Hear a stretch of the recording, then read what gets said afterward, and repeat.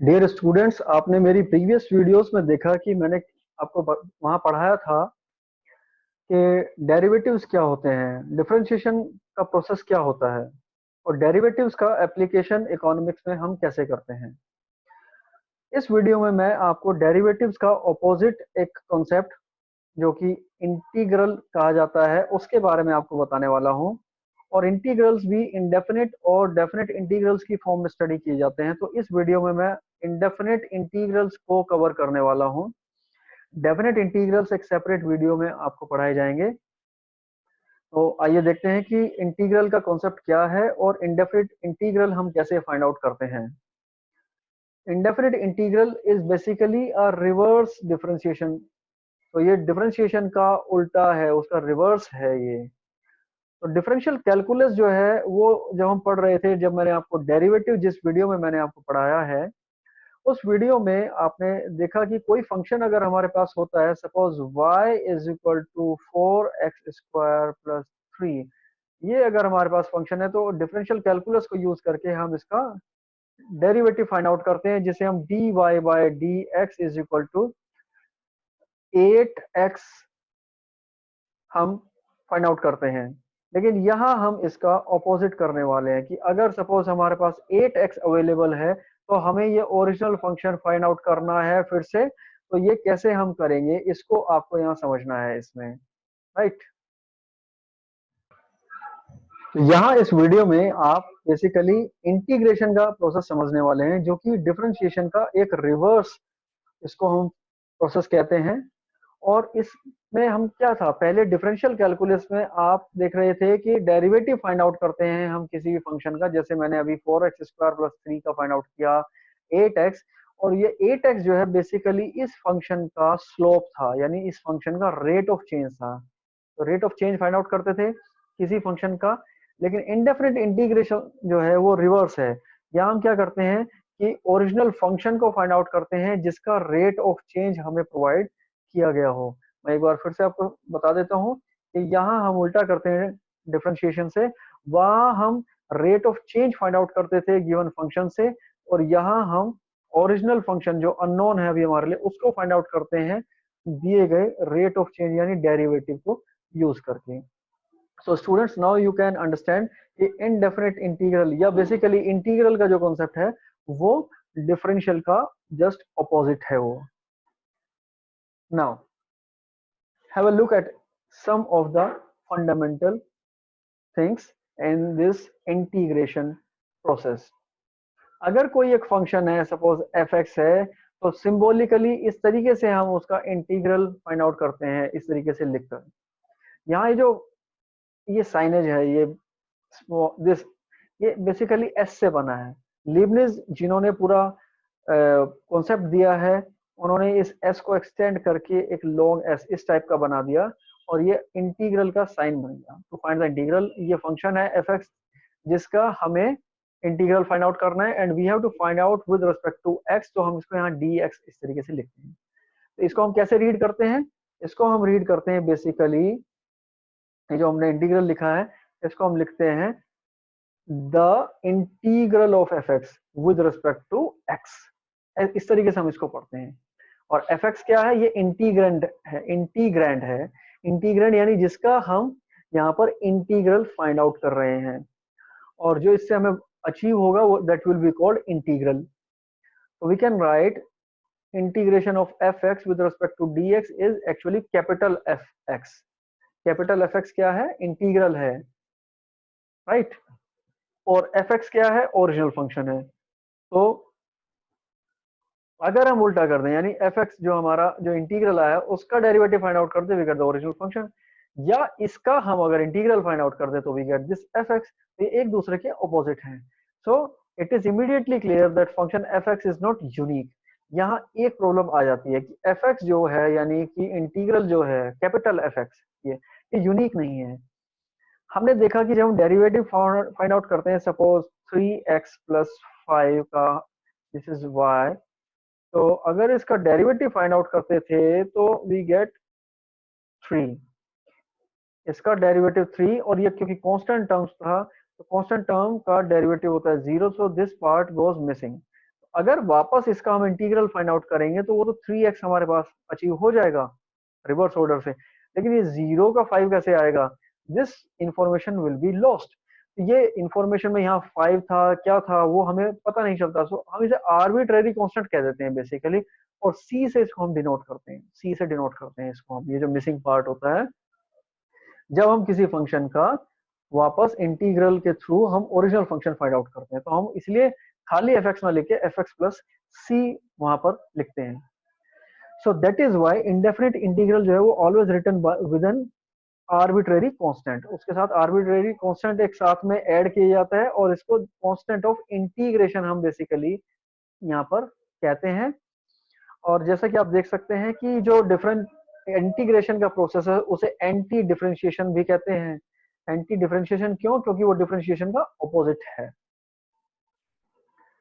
So I hope you have understood कि ये जो है this is the form how we find the integral of fx and we have to add this arbitrary constant and integration is called anti differentiation. Now a little practice. We need to find here the integral of this integrand. ये integrand है x square minus 5, इसका integral हमें find out करना है with respect to x, ये हमें find out करना है। तो as we have said earlier कि ये जो फंक्शन है इसका इंटीग्रल फाइंड आउट करने से हमें ओरिजिनल फंक्शन अचीव हो जाएगा। सो दैट मीन्स कि ये किसी का डेरिवेटिव है बेसिकली। तो ये डेरिवेटिव किसका हो सकता है? X square minus 5। ये बेसिकली डेरिवेटिव किसका होगा? X cube minus x cube divided by 3 minus 5x, ये इसका डेरिवेटिव है। अब देखिए इसका डेरिवेटिव फाइंड आउट करके, D x cube upon 3 minus 5x with respect to x, अगर हम ये फाइंड आउट करें so you will get 3x square upon 3 minus minus 5, 3 यहाँ से ये एलिमिनेट हो जाएगा तो बचा x square minus 5। This is what we have. और रिवर्स प्रोसेस से we can say x this one x cube upon 3 minus 5x is actually the integral of this function, और यहाँ पर हमने ऐड कर दिया arbitrary constant. So through this way ये जो हमारा रिवर्स प्रोसेस है इसके थ्रू हमने एंटी डेरिवेटिव फाइंड आउट करके हमने क्या करा? इंटीग्रल एक्चुअली अचीव कर लिया। अब कुछ प्रॉपर्टीज और रूल्स इंडेफिनिट इंटीग्रल में जो हम यूज करते हैं। इंडेफिनिट इंटीग्रल में ये रूल ऑलमोस्ट ऐसा है जैसे डेरिवेटिव्स में भी है। डेरिवेटिव में हम देखते थे कि derivative of 3x square with respect to x is actually derivative of this, so we take constant out of the derivative. Now वही हम यहाँ करते हैं इंटीग्रेशन के केस में भी हम यही करते हैं कि हम कांस्टेंट को हम इंटीग्रल से बाहर, इंटीग्रेशन साइन से बाहर ले आते हैं, यू कैन सी, और बचा हुआ जो हमारा पार्ट है वो इंटीग्रेशन साइन के अंदर रहता है और उसका हम इंटीग्रल फाइंड आउट करते हैं। और इंटीग्रल जो है उसको किसी फंक्शन का इंटीग्रल जो है अगर स्मॉल एफ एक्स था तो उसका इंटीग्रल कैपिटल एफ एक्स हम लिख देते हैं। तो this is how you get this rule. और इस पर बेस्ड एक एग्जांपल, अगर 5x स्क्वायर का हमें इंटीग्रल फाइंड आउट करना है तो हम 5 को इंटीग्रेशन साइन से बाहर ले लें, एक्स स्क्वायर का इंटीग्रेशन अगर हम करेंगे तो we will get X cube upon 3 plus this arbitrary constant c। तो ये अगेन एक्स क्यूब अपॉन 3 कैसे आया? वही रिवर्स डिफरेंशिएशन का प्रोसेस यूज करके जो हमने लास्ट स्लाइड में यूज किया था। स्टूडेंट्स मैं आपको बताना चाहता हूँ कि बार बार हमें ये एंटी डेरिवेटिव फाइंड आउट नहीं करना पड़ेगा।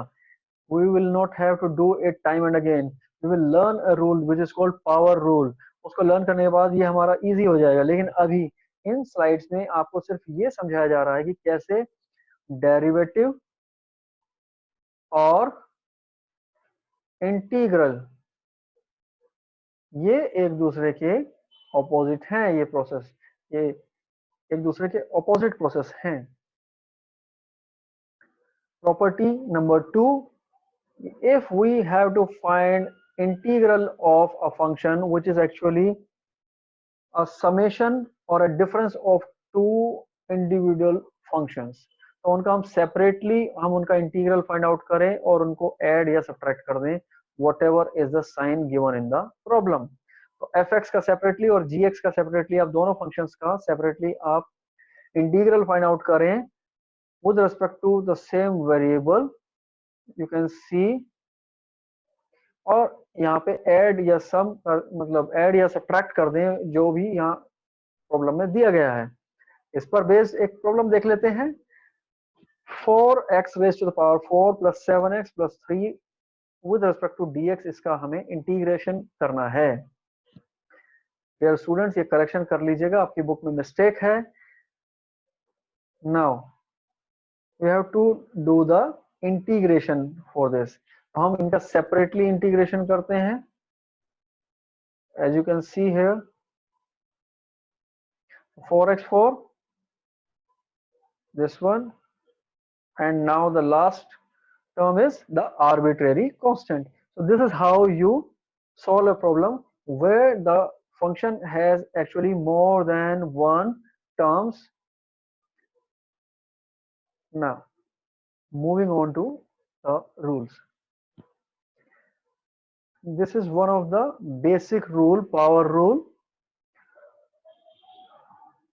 Now see, if we have a function defined in x where it has a power n, we want to find its integral with respect to x, then it is so easy, just write x n plus 1 the power, और same हमें यहाँ denominator में लिख देना है और साथ में हम लिख दें द आर्बिट्रेरी कांस्टेंट। तो कितना इजी है। एक एग्जांपल देकर के मैं यहाँ आपको समझा देता हूँ कि सपोज हमें इंटीग्रेशन करना है x raise to the power 6 का विद रिस्पेक्ट टू x, तो ये इक्वल होगा x 6 plus 1 upon 6 plus 1 plus the arbitrary constant, so x 7 and 7 upon 7. So this will be the solution. लेकिन there is a catch here, यहाँ एक important condition है कि n not equal to -1, n -1 नहीं होना चाहिए। n की value -1 के अलावा कुछ भी हो सकती है बट -1 नहीं हो सकती। -1 पर ये रूल वर्क नहीं करेगा। -1 के केस में क्या होगा वो आप लास्ट स्लाइड में आप देखेंगे इस वीडियो की, कि अगर -1 हो x की पावर यहाँ पर, तो फिर कैसे हम इंटीग्रल फाइंड आउट करते हैं। यहाँ अभी एक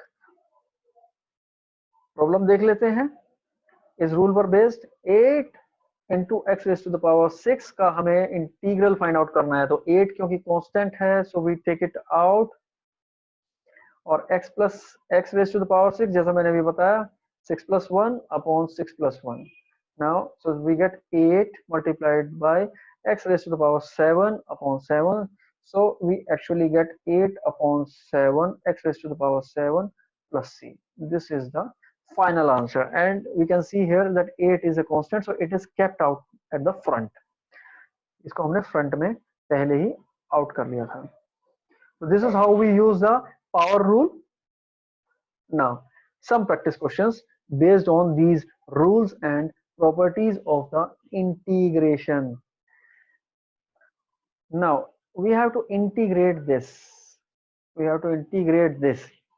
But dear students, you need to focus here. Here we have dy in place of y. y नहीं है यहाँ पर, यहाँ dy है, तो हमें इसका इंटीग्रल करना है।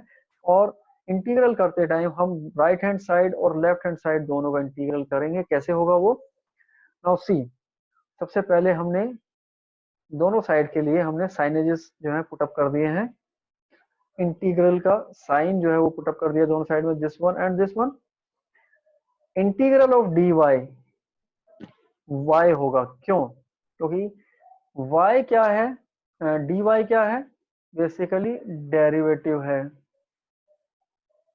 इसका derivative of y। So y क्या होगा, इंटीग्रल ऑफ dy, क्योंकि उल्टा है। इसका इंटीग्रल अगर हम फाइंड आउट करेंगे तो हमें वापस ये फंक्शन मिल जाएगा जिसका ये डेरिवेटिव था। So easy. उसके अलावा एक और बात भी है यहाँ पर कि कोई भी, यहाँ देखिए we have one here, right, और वन इज एक्चुअली x0 या फिर y0, यानी any variable raise to the power 0 is actually 1। तो अगर ये y0 हो तो इसका पावर रूल यूज करेंगे तो हम कहेंगे 0 plus 1 upon 0 plus 1, right. So what will we get, y upon 1 which is actually y। तो पावर रूल यूज करके भी हमें क्या मिलेगा, y। और एंटी डेरिवेटिव अगर फाइंड आउट करें, एंटी डिफरेंशिएशन रूल यूज करें तो भी इसका हमें इंटीग्रल y अचीव हो जाएगा। नाउ मैं पहले एक बार स्क्रीन क्लियर कर दूं before moving on in this question. Now तो हमने लेफ्ट हैंड साइड को सोल्व कर लिया, we get this. Now the right hand side, और राइट हैंड साइड में we have this whole function, इसका हमें पावर रूल यूज करना है यहाँ पर। और पावर रूल यूज करके वी कैन सी कि 5 कॉमन है, हमने take it out, X square का हो जाएगा एक्स क्यूब अपॉन 3, 4x में 4 कॉमन है, we take it out, x का हो जाएगा x square upon 2 and 3 we get x raise to the power 1 upon 1। This is the integral of right hand side and this is the integral of left hand side. दोनों को एक साथ अगर हम रख देते हैं we get this. Now dear students, एक बार फिर आप इसको समझ लीजिए कि हमें इसका इंटीग्रल फाइंड आउट करना था। हमने लेफ्ट हैंड साइड का इंटीग्रल फाइंड आउट किया y, राइट हैंड साइड का इंटीग्रल हमने फाइंड आउट किया this one, and we put them together, we get the integral in this form. Now यहाँ पर एक एग्जांपल है, डेरिवेटिव फाइंड आउट करना है हमें इस फंक्शन का, इस फंक्शन का हमें डेरिवेटिव फाइंड आउट करना है। ध्यान से देखिएगा इस क्वेश्चन को। This is if dy by dx is the 3x square minus 2x, ये किसी का डेरिवेटिव है किसी फंक्शन का। तो अगर इसका हम इंटीग्रल फाइंड आउट कर दें विद रिस्पेक्ट टू x, इसका अगर हम इंटीग्रल फाइंड आउट कर दें विद रिस्पेक्ट टू x, यानी कि 3x स्क्वायर माइनस 2x का हम इंटीग्रल फाइंड आउट कर दें with respect to x, so we get the function back, हमें वो फंक्शन ओरिजिनल मिल जाएगा। अगर हम यहाँ पर पावर रूल यूज करें तो वी कैन गेट कि 3 और ये एक्स स्क्वायर का हमारा इंटीग्रल होगा एक्स क्यूब बाई 3, और यहाँ पर -2 एज इट इज, और x का जो हम यहाँ पर लिख लें इंटीग्रल होगा x square upon 2 plus the arbitrary term. You can C 3, so we get x cube minus x square plus c, so that would have been a original function। हमें दिया गया है कि कर्व पास थ्रू करता है 2 5 से, तो ये सारी इंफॉर्मेशन हम यूज करेंगे अभी। एक बार मैं स्क्रीन क्लियर कर दूं, ये सारी चीज आपको स्टेप वाइज यहाँ आंसर में मिलने वाली है। नाउ सी, सबसे पहला काम है हमें इंटीग्रेट करना है इस एक्सप्रेशन को, यानी एंटी डेरिवेटिव हमें फाइंड आउट करना है। तो इसको जब हम ये जो हमारा था, इसका इंटीग्रल हम फाइंड आउट करेंगे तो यू विल गेट दिस। मैंने अभी आपको बताया खुद सोल्व करके कि कैसे हमें ये इसका इंटीग्रल ये कैसे अचीव होता है। तो इसका इंटीग्रल हमें अचीव हो गया, dy बाई डी एक्स का इंटीग्रल जो होगा वो होगा y, तो we get y is equal to this one, right. So we get y is equal to this one, y dy by D x, अगर ये फाइंड आउट किया होता हमने, सो वी गेट dy, और ये इंटीग्रल आपने लास्ट क्वेश्चन में देखा था कि dy का इंटीग्रल होता है y। This is how you get left hand side and right hand side of this relation. Now let me clear this. Now family, अब यहाँ पर आप देखिए कि ये इसमें ये जो हमारे पास जो फंक्शन आया है इसमें यहाँ c एक आर्बिट्रेरी कांस्टेंट है। आर्बिट्रेरी कांस्टेंट पे कोई भी वैल्यू अज्यूम कर सकता है, तो इसकी वैल्यूज चेंज होती जाएंगी, तो ये पूरा फंक्शन बार बार चेंज होता जाएगा। सो हमें एक सिंगल कर्व ना मिलकर एक फैमिली ऑफ कर्व्स अचीव होगा, क्योंकि डिफरेंट डिफरेंट वैल्यूज सी की इसे चेंज करती जाएंगी। अब ये तो हमारी प्रॉब्लम सॉल्व नहीं करेगा, हमें तो कर्व जो है बताया गया है कि कर्व पास करता है 2 5 से, तो ये एक पॉइंट है, ये कोऑर्डिनेट दिया है एक्स वाई की फॉर्म में, तो एक्स और वाई की वैल्यूज बेसिकली दी है कि कर्व इस पर्टिकुलर पॉइंट से पास ऑन होता है। क्योंकि ये 2 5 से पास ऑन होता है तो हमें c की वैल्यू फाइंड आउट करने में हेल्प मिल जाएगी। हमें c की वैल्यू फाइंड आउट करने में कैसे हेल्प मिलेगी ये जो हमारा ओरिजिनल फंक्शन है इसमें हम x एंड y की वैल्यूज पुटअप कर देंगे। x एंड y की वैल्यूज पुटअप करेंगे तो y is equal to 5, x की जगह हम 2 यहाँ पुटअप करते चले जाएंगे। We get 5 is equal to 8 minus 4 plus c। इसको अगर हम सॉल्व करते हैं so we get c is equal to 1। तो हमें c की वैल्यू अचीव हुई और c की वैल्यू यहाँ पुटअप कर देंगे, so we will get the original function that we actually wanted to find. So एक बार मैं स्क्रीन क्लियर कर देता हूँ and now you can focus again.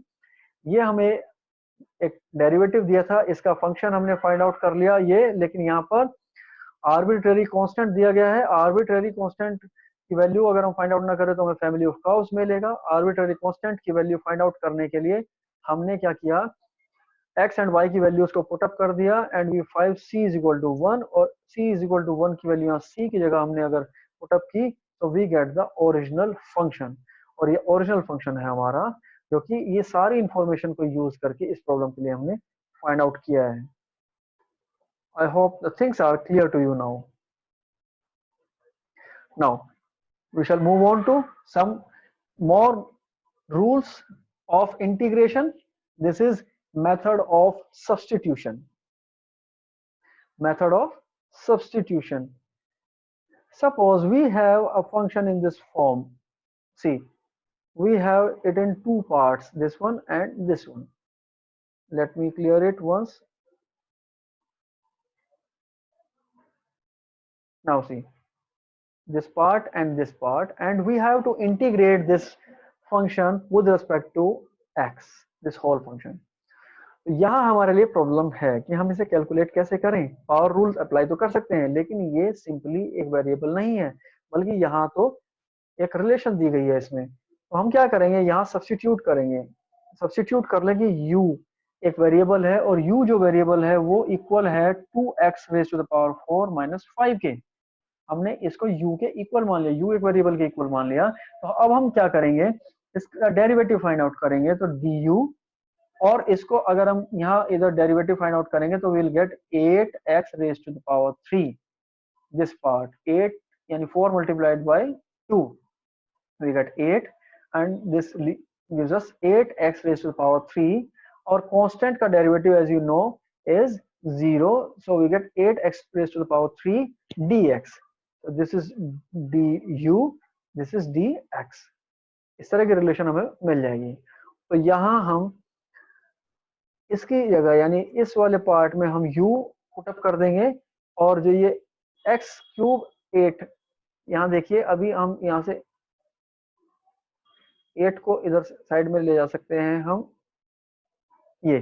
So x cube dx, ये वाला जो पार्ट है इसकी जगह हम ये पुटअप कर सकते हैं। अभी देखिएगा, इसको बिल्कुल स्टेप वाइज यहाँ समझाया गया है। Now see, we are actually substituting u is equal to this one. उसके बाद हमने क्या करा, क्यों हमने ऐसा करा, क्योंकि जो ब्रैकेट में जो एक्सप्रेशन है वो यही है, तो इस पूरी एक्सप्रेशन को हमने u के इक्वल मान लिया। अब हम इसको डिफरेंशिएट करेंगे u को, तो डिफरेंशिएट करेंगे तो u का du, और जो हमारा राइट हैंड साइड है उसमें हमें 8x क्यूब dx हमें अचीव होता है, और कांस्टेंट का मैंने आपको बताया था 0 हो जाता है डिफरेंशियल डेरिवेटिव। नाउ तो ये वैल्यूज हम यहाँ पर यूज करने वाले हैं क्वेश्चन को सॉल्व करने के लिए। और अभी मैंने आपको बताया कि ये 8 जो है इसको भी हम यहाँ ले आएंगे, तो we get this relation 1/8 du x cube dx, ये रिलेशन हमें मिल गई। और अब इन वैल्यूज को हम यहाँ पुटअप कर देंगे इसको सॉल्व करने के लिए। सो एक बार मैं स्क्रीन क्लियर कर देता हूं यहाँ पर।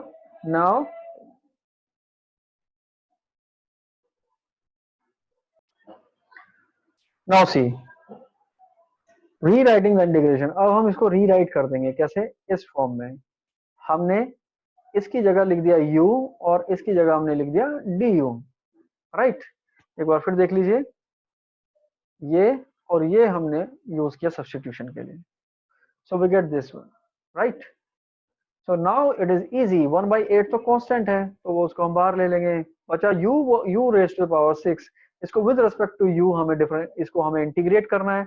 This will be u7/7, this is what you have got here, and the this arbitrary constant term, So we get u raised to the power 7 upon 56 plus c. अब यहाँ पर एक लास्ट स्टेप बच गया है। वो लास्ट स्टेप क्या है?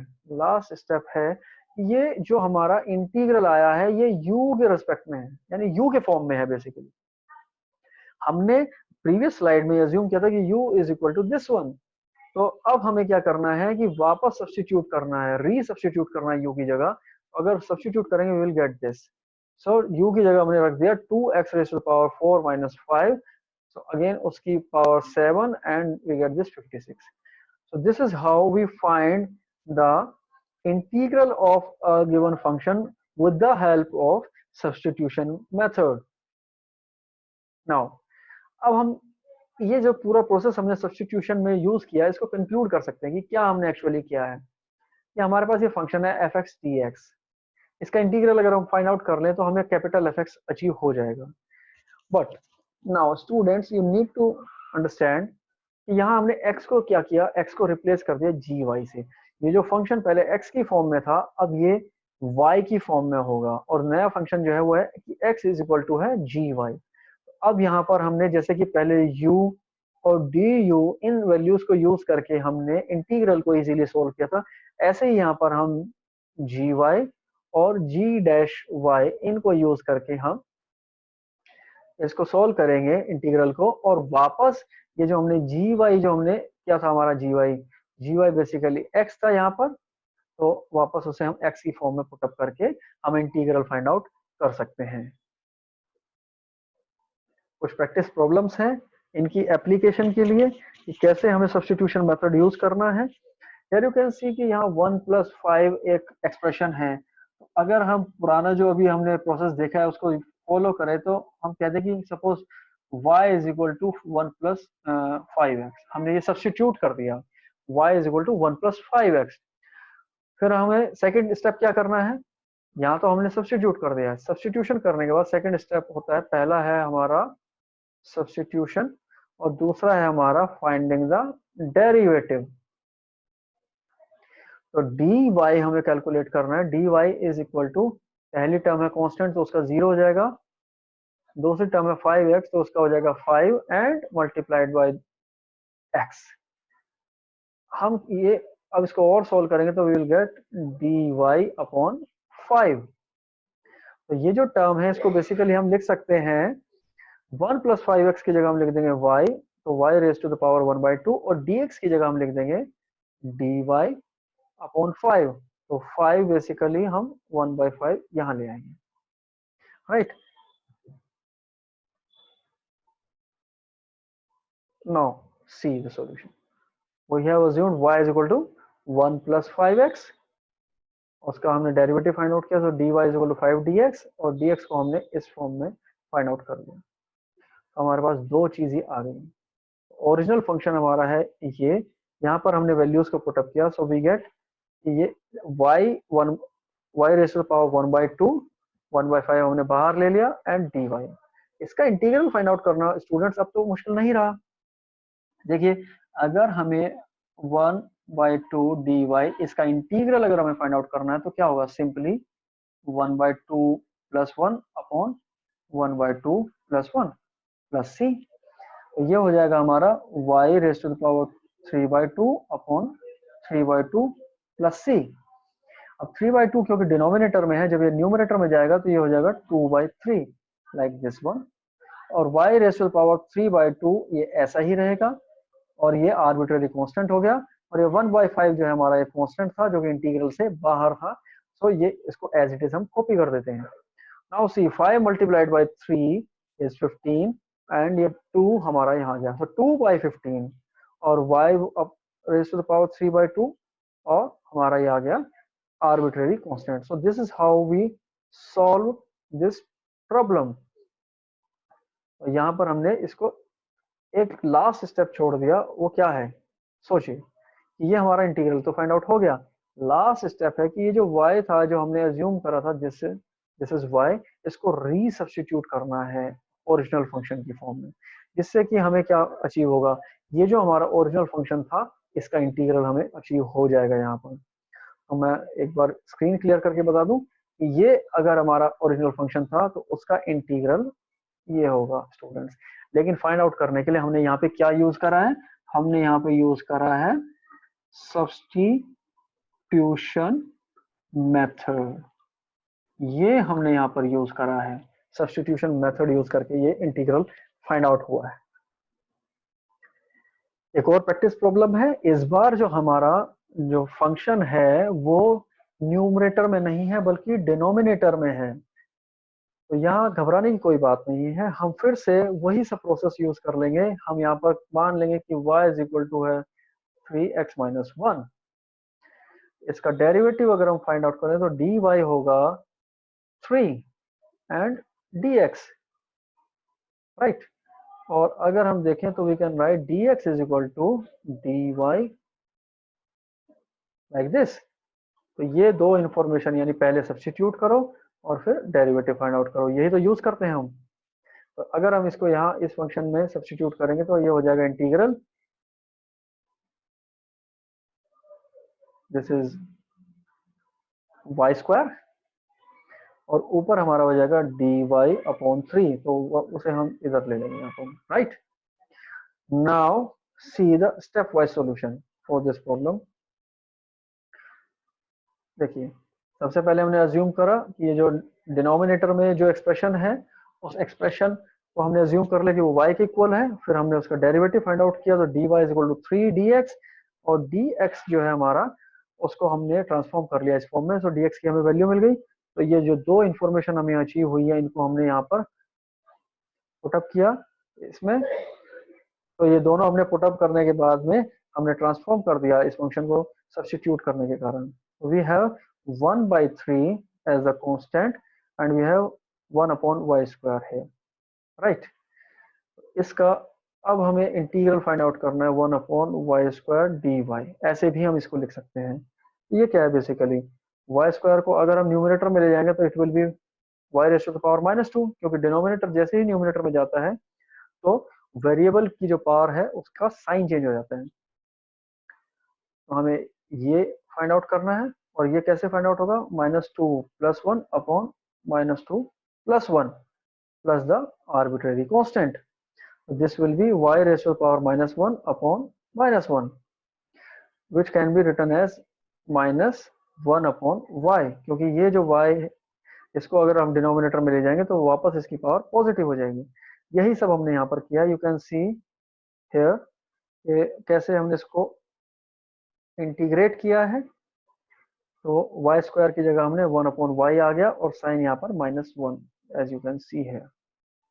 लास्ट स्टेप रह गया है कि हमें यहाँ पर क्या करना है, वापस रीसब्स्टिट्यूशन करना है। रीसब्स्टिट्यूशन करना है इसमें, तो y की जगह हमने 3x माइनस 1 लिख दिया है यहाँ पर।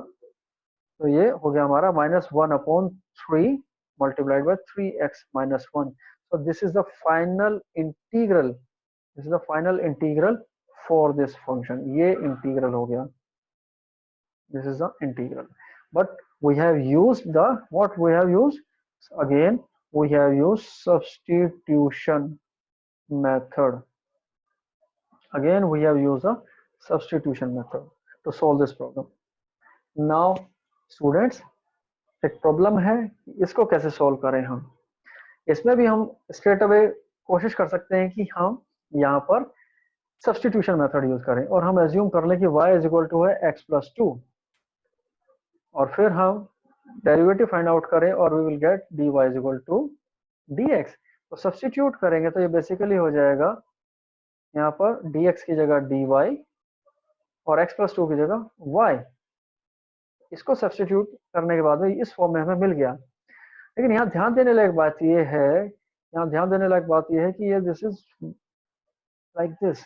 अगर हम इसको न्यूमरेटर में ले जाएंगे तो यहाँ जो हमारा वेरिएबल है उसकी पावर क्या है, n इज इक्वल टू आ गया है -1।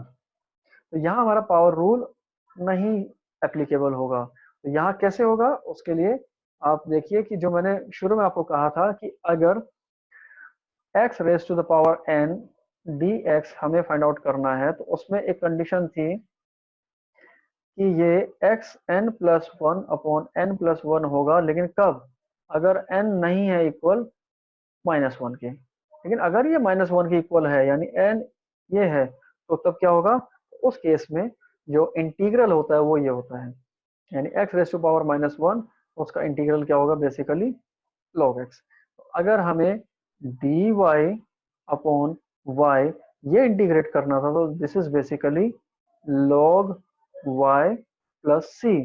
तो ये हमारा फाइनल आंसर हो जाता है इसमें, राइट। और क्योंकि ये log y आ गया है तो हमें log y को हम रिप्लेस कर देते हैं, फिर यहाँ पर सब्सटीट्यूट करते हैं, री substitution x plus 2 plus c, right. So students, now you can understand कि लास्ट स्लाइड में जो क्वेश्चन था उसका आंसर हम किस तरीके से फाइंड आउट कर सकते हैं। मेरी इस वीडियो में इतना ही। That is all about from my side on indefinite integral.